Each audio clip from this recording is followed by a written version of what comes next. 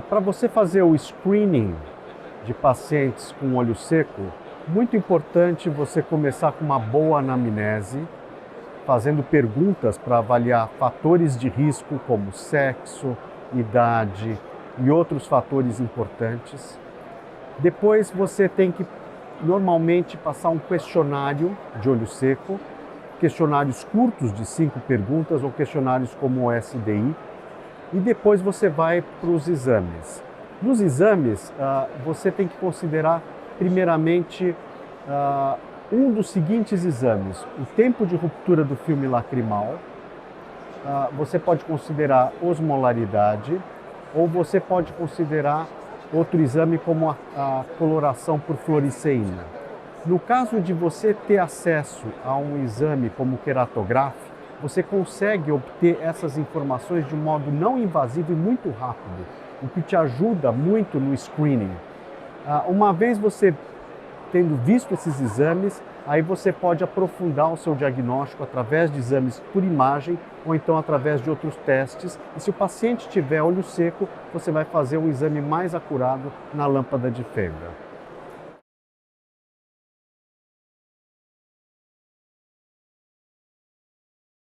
A incidência de disfunção de glândula de Meibomius é extremamente alta. A gente sabe que, dentre os casos de olho seco evaporativo, que são mais ou menos 60% dos casos de olho seco, 70% tem disfunção de glândula de Meibomius. Então é extremamente importante e é por isso que você tem que utilizar o que você tiver de armamento diagnóstico para poder avaliar melhor as glândulas de Meibomius.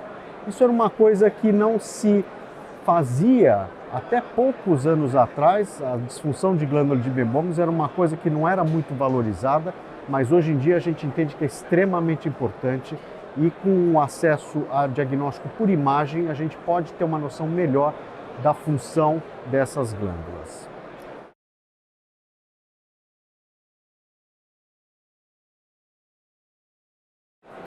Eu acho que se você tiver acesso à meibomiografia, como a prevalência, a incidência de disfunção de glândula de Meibomius é muito alta, vale a pena você fazer a meibomiografia quando o paciente tem olho seco.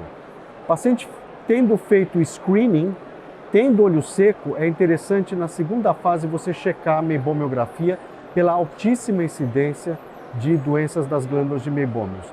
É interessante falar sobre isso porque, por exemplo, no caso mesmo de pacientes com Sjögren, agora que a gente tem acesso à meibomiografia, a gente vê que essas glândulas também são afetadas, até mesmo nesses casos de olho seco por deficiência aquosa.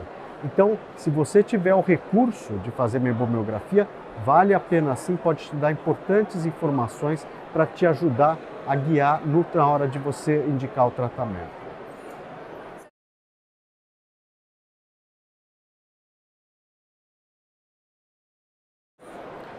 Normalmente, para fazer meibomiografia, eu gosto de pingar uma gota de anestésico, aí everto a pálpebra superior, tiro a foto da pálpebra superior, do tarso superior, depois eu faço a mesma coisa no tarso inferior e parto para o outro olho.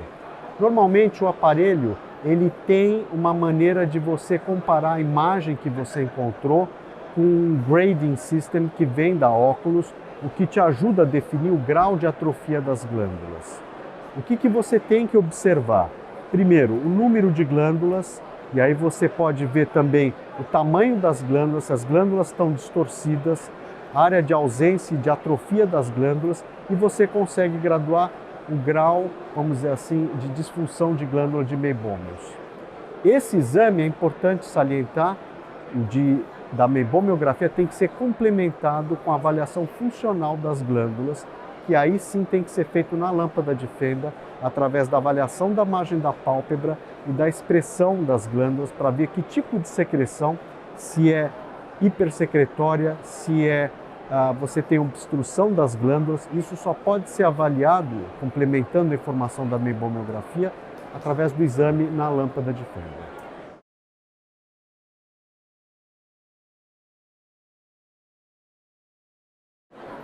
Existem vários recursos rápidos de você ter acesso a várias informações da superfície ocular.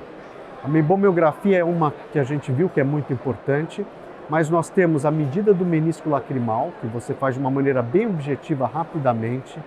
Você tem a avaliação do grau de hiperemia, você tem o tempo de ruptura do filme lacrimal de uma forma não invasiva, e o queratográfico te permite também avaliar o tempo de ruptura do filme lacrimal com fluoresceína, a coloração da fluoresceína e também uma foto muito bem definida da margem da pálpebra. Então é um aparelho que te permite fazer uma ótima avaliação, ajuda a distinguir se é uma forma mais por deficiência aquosa ou evaporativa e te ajuda muito a orientar o tipo de tratamento. Por exemplo, um paciente com disfunção de glândula de meibômios, olho seco evaporativo, muito sintoma. Você faz a meibomiografia, vê que o paciente não tem glândula de meibômios, não adianta você orientar o tratamento de massagem, o tratamento que você vai fazer em glândulas que não existem. Você tem que repor o componente lipídico. E essa informação você só vai ter se você tiver acesso à meibomiografia para ver se o paciente tem ou não tem as glândulas de meibômios. Então realmente te dá uma informação a mais que te ajuda a orientar o tratamento de uma maneira muito interessante.